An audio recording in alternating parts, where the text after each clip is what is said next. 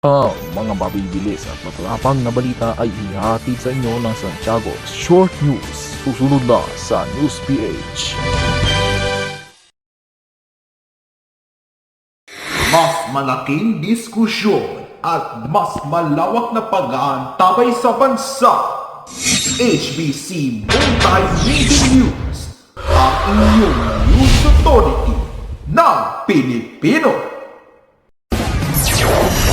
Sa mabilisang balita ngayong gabi, sapul sa CCTV na punputan ang riding in tandem ang sasakyan nito sa Tanza, Cavite hanggang sa tabihan nito ng sasakyan at biglang niratrat.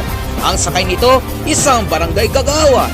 Ang buong talye ng balitang yan, abangan!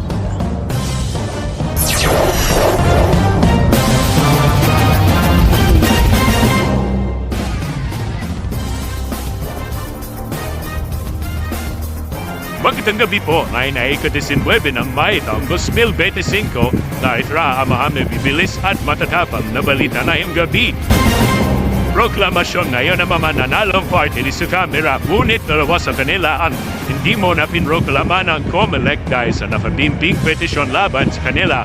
At live mula sa Manila Hotel, makikulap tayo kay Adilan Taguines. Adilan, ano na ang mga party list ang naudlot ang proklamasyon?